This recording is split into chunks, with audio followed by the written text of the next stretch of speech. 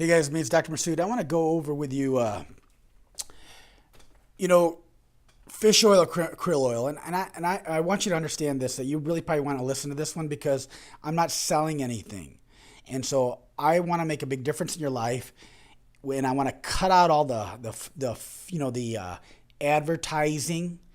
I want to cut out all the guys that are giving misinformation and are trying, have got a financial agenda. I just want to give you good, healthy information that if you're like me, you want what's best for your family and you want to make an informed decision because you do know that whatever you put in your mouth, you're going to have an effect on your body. And I can tell you this, there are a lot of people out there that are, having problems with triglycerides and their cholesterol, depression, with their skin, their energy. And so a lot of us are trying different products and we're not even really sure if we're getting expensive urine or if they're actually working for us. And then there comes in dosaging. And then, who do you believe? Because one guy says one thing, somebody else says something else. And so there's a lot of confusion going on out there. And so I thought that, what's the best way to really get people to make a good, healthy decision for their body is, bottom line is, not sell anything. And then if you're not selling anything and then you're not telling them information where they can get product, which I'm not going to do, your bottom line is that you can make an informed, healthy decision and then do your own recon to find out what's going to be best for you and for your family. And so I'm going to separate fact from fiction. And I think that's going to be really critical, separating fact from fiction. And so number one, I'm going to, I apologize in advance because I'm going to, I'm not very computer savvy. I'm actually holding this computer, as I speak. And this is the first time I've ever done YouTube live. And so I'm going to allow myself to make mistakes. I'm going to probably make a lot of mistakes. How I'm holding the camera, the angle, the microphone. And then I'm also going to probably make a lot of mistakes in the sense of that, I'm going to bounce around, I'm going to jump around a little bit. And, if you don't like it, I'm sorry, you can always turn it off. I hope you do like it though, because the content, it's the information is what you're really looking for. And so when you're getting the right information, and a good, healthy information, it can be game changers in your life. And so, number one, let's talk about this. Dr. Oz, he is obviously promoting some type of product indirectly that a lot of people don't even realize, okay, on his shows. And nothing against Dr. Oz, but man, I don't have a financial agenda here, okay? So there is some good information that he has, but there's always financial agendas. Number two is that, all these other doctors out there, I don't want to bash anybody. That's the thing, but you gotta, who they are. If they're big, right, and they got a lot of, just make up your own mind, okay? Let me just give you the information, okay? So let's just separate facts from advertising, the fiction. Let's just get through the details. All right, fish oil. When you get it in a pill, it's clear in color, okay? Krill oil. When you get it, it's red in color. That's what we know. It's one's clear and one's red. Dr. Oz on one of his shows, he talks about it, and I'm going to flip this camera around for a second. You're going to lose me for a second. But basically, I'm going to flip around real quick, and then you can make the decision, look at it yourself. Boom, real quick, okay? There's a little information on there. You can YouTube it yourself. But he talks about the red color in krill oil. It's a very powerful antioxidant, astaxanthin. And he says that that's a very powerful antioxidant. And I want you to understand a much more deeper level. He is right in the sense that it is a powerful antioxidant, but you also have to understand where that thing's coming from, okay? It's very important to understand that. The Journal of Experimental Biology 2008, volume 211, it basically talks about really krill itself. It's not red, okay? It's not. In fact, krill everybody talks about, Antarctic krill oil and how deep it is in the water, and that's why you want to get it from these pristine waters. And really, krill is deep in the water for the most part, okay?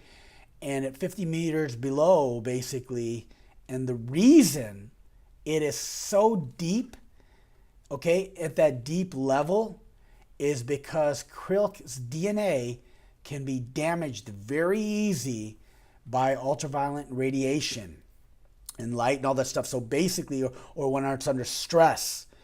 And so it goes deep in the water.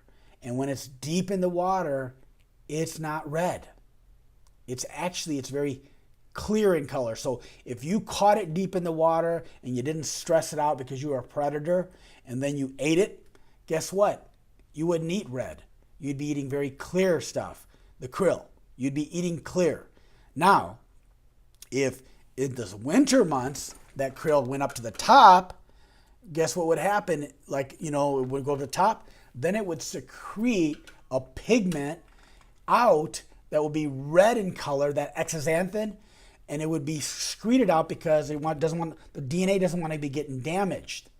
And so that's what it uses to protect itself from the DNA damage, that xanthine. So it is a very powerful antioxidant.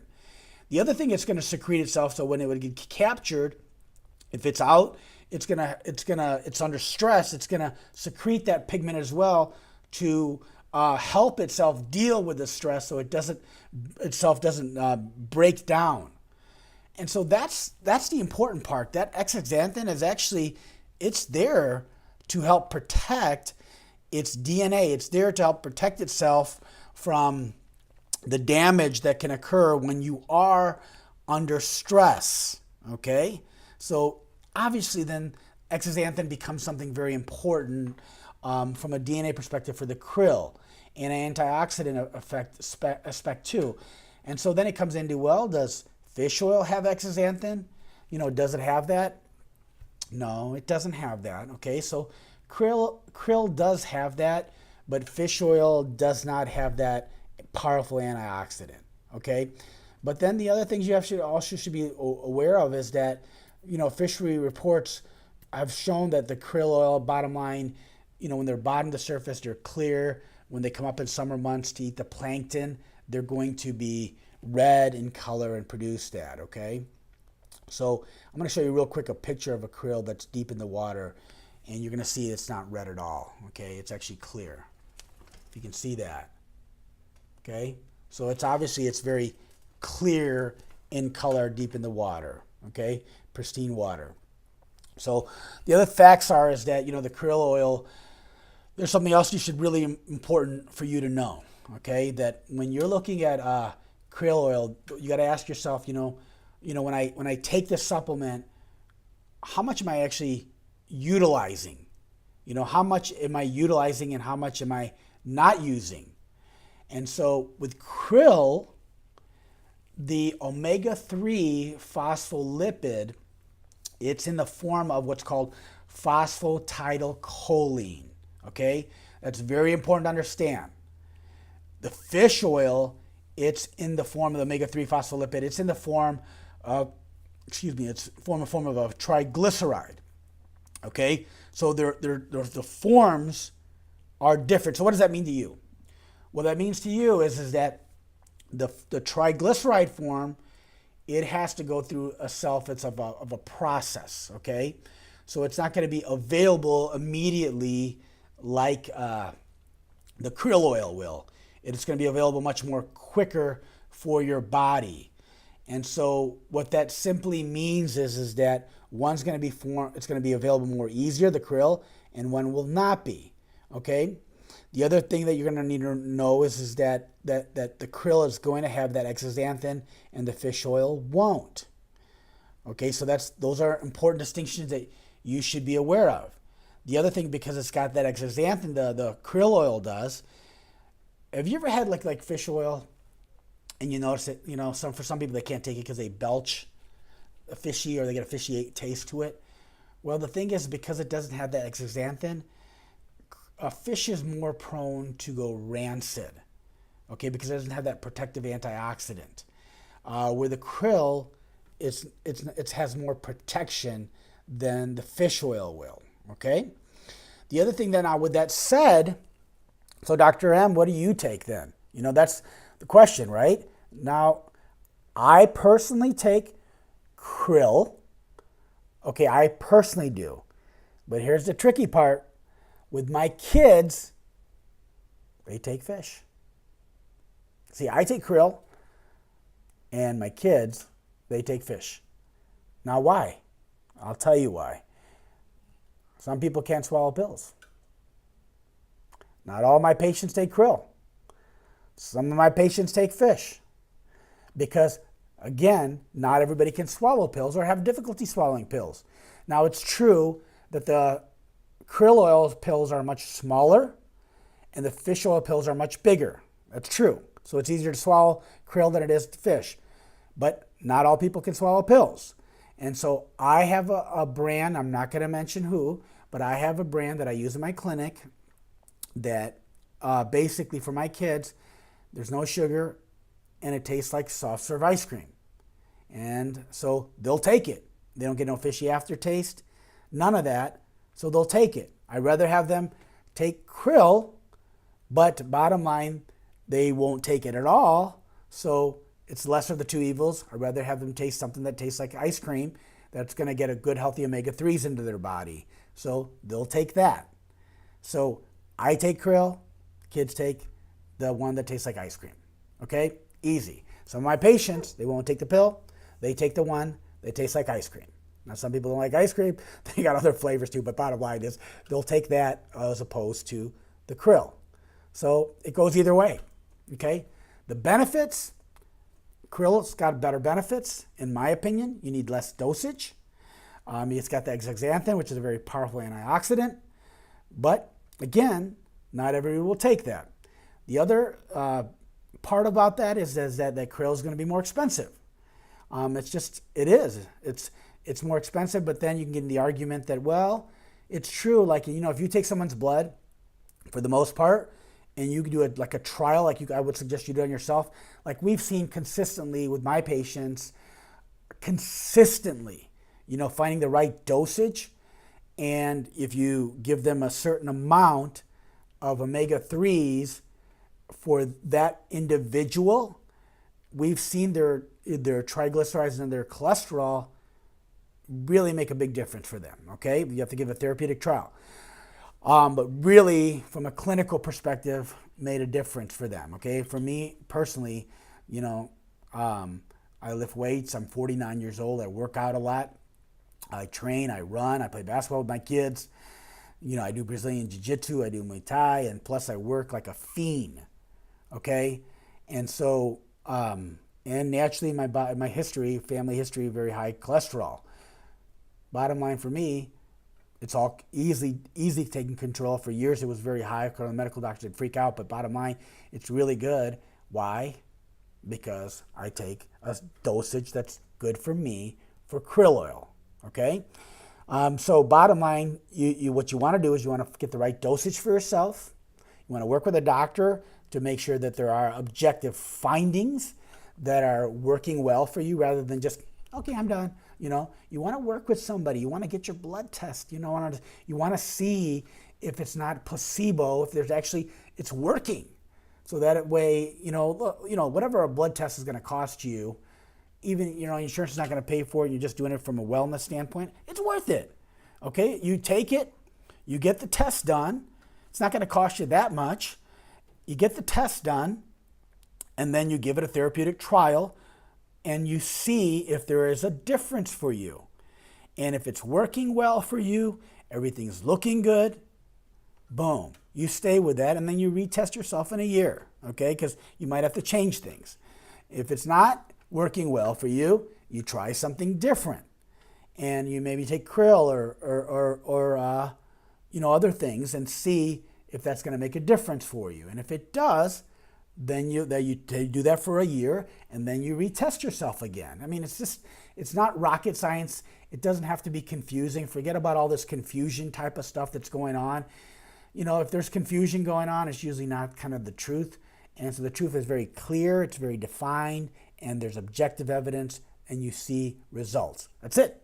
Okay? So that's what you need to know about that. Let me think if there's anything else I would like to cover with you. Yeah, there is. Vegetarians out there. I'm not opposed of you being a vegetarian, but let's not impose our will on everybody either. I'm not going to convince you to eat meat. And at the same time, I think it's very humanitarian when people are doing things for the right reasons of being vegetarian. But some people don't do well being vegetarian. They don't. And, the vegetarians will argue, well, they're going through a detox and so forth. And it might be true, at a certain point. But we're talking about fish oil and krill oil, okay? Here, what we do know is that the vegetable oils, chia seeds, flax oil, that oil is in the form of let's say ALA, right? Alpha linoleic acid. And what we do know with that oil is that oil is not going to convert, okay, into the oil that's going to, because what your body's going to actually use, like DHA and EPA, to actually be used for your body to get the big therapeutic outcomes that you're looking for. So when you're typically taking, those type of oils, they're not going to have that conversion like they are in the animal oils. And again, I'm not getting into argument whether you should be or shouldn't be a vegetarian. Excuse me, I get that little water. Okay, but I'm not going to argue that. What I'm arguing is that I'm just telling you the facts. The vegetable oils, they're just not going to convert to what you need as the portions. It's 1% to 8% depending on the research that you're actually reading. Okay. The other thing is, what about omega-6? Everybody says, I need to get omega-6. Yeah. If you're eating a Western diet, look at the American Western diet, right? You're getting the omega-6s in your diet, right? In the form of vegetable oils, French fries. If you're not buying grass-fed or free range, you're going to get it in the eggs and beef, chicken, the poultry, the pork, muffins, the cookies, and the bread, all the stuff that tastes good that's going to cause inflammation in your body. Okay?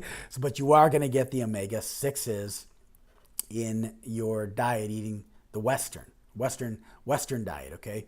But the omega-3s are really where you're probably going to need more of, okay? They're called essential. You know why they're called essential? Anytime you hear any vitamin that's called essential, it means that your body's not producing it. So what that simply means is essential is that you need to take it in, okay? That's what it means. Medical has a way of confusing everybody to make us sound really smart. It's like idiopathic. You know what idiopathic means? What's an idiopathic disease? Idiopathic really means is that idio, from the Latin word, we don't really know. So we call it idiopathic because we don't want to tell you we don't know. So we call it idiopathic. But it really means we don't know, okay? So essential means what it means, essential. You need to be taking it in, okay?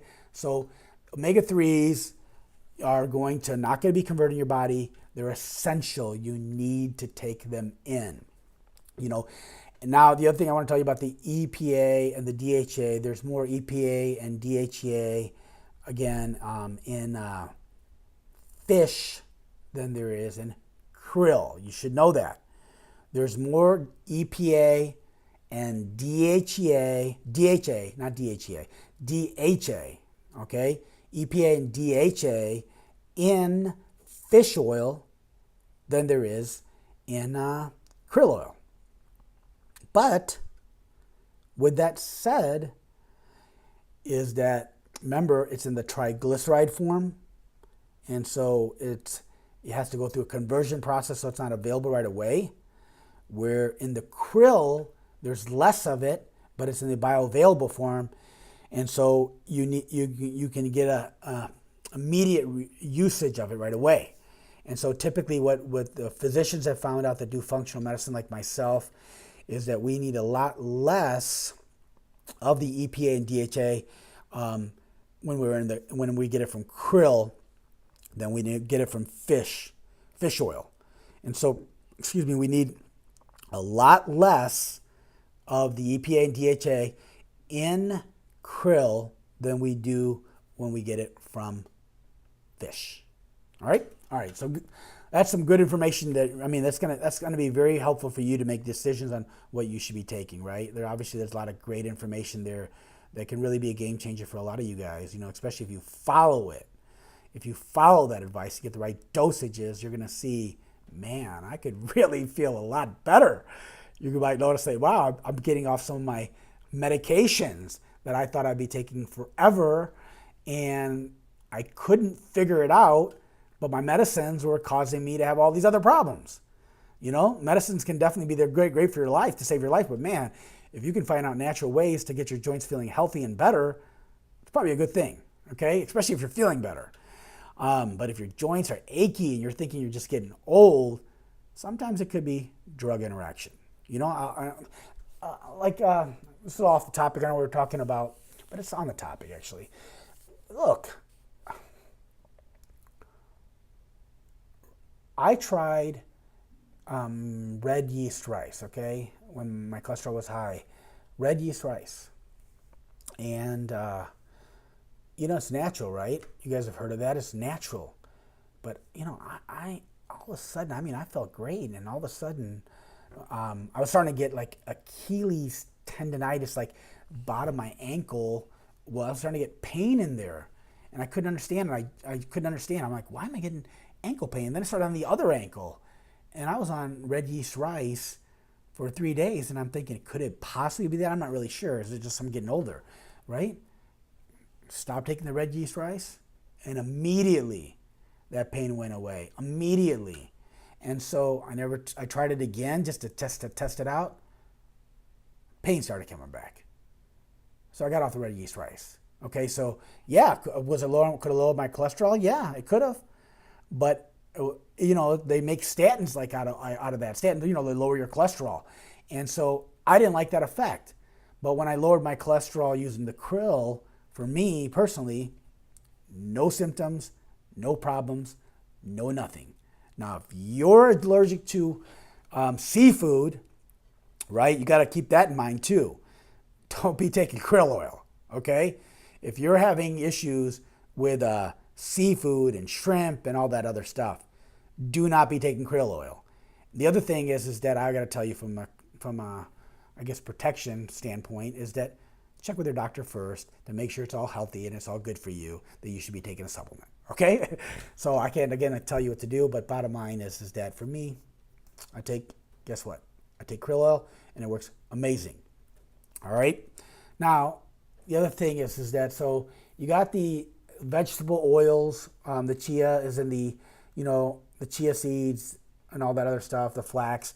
It's going to be in the ALA form. ALA is a precursor to EPA and DHA. What that means is that the ALA will change itself to what your body can use into EPA and DHA, okay? But for your body to actually be able to use those fats, so you can't just use ALA, which is in the form of those flax oils, for example. It's just the body ain't gonna use it, so it has to be converted into EPA and DHA, and that way you can use those fats. So don't get caught up into thinking that, I bought alpha linoleic acid and it's omega-3 fatty acid, so that's all I need. I don't need the other thing. Well, no, it has to be converted into EPA and DHA. And the conversion for that is about 1%, according to some research. So about, very low levels of it's actually being converted. So for you to get the benefits of the EPA and DHA, the long chain fatty acids that are important for your heart, your brain, and obviously your eyes, for your just overall health. So the conversion rate is very low in those type of fats. Okay, so guys, there you have it. Promise you, kept my promise. I didn't sell you anything. I actually, I kind of lied because I did sell you on fats, and and kind of was slanted in the sense that it was slanted. It's slanted. It's slanted on the sense of the benefits of krill oil. So it is a little bit slanted, but I'm not selling a product. I'm selling myself, but I'm not selling a product. But I don't know. I just want your life to be better. That's it. I want you to be healthy. I want you to be happy, and I want you to have think long term. And so think long term. Don't think short term. Successful people, what they do when they're going through, like, let's just say if you're going through a stress example in your health, man, you can get really stressed out when you're going through something. If you're thinking like what you're going through right now, but if you take what you're going through right now and you think about it long term, okay? I'm thinking, man, it cost me whatever it cost me to buy that fish oil, but I'm thinking long term. All of a sudden, that little bit doesn't cost me that much because now my thought is on the long term. And so think about that the next time you put something in your mouth. Think about that next time you eat something that just is great for you for the long term, but it's bad for you, for the short term because you don't like it. Think about that. Always have that vision of the long term, okay? And if you do that, life's going to be good, okay? It won't be perfect, but overall you will be better. Guys, so that's it about omega-3s, okay? You learned a lot of information. I gave you a lot of value, which a lot of people don't know. And so you got a lot of value, and you got it for free. So that's the good news. All right, guys. Hey, do me a favor. I'm new to this, okay? I am new. So do me a favor. If you like it, you know what to do.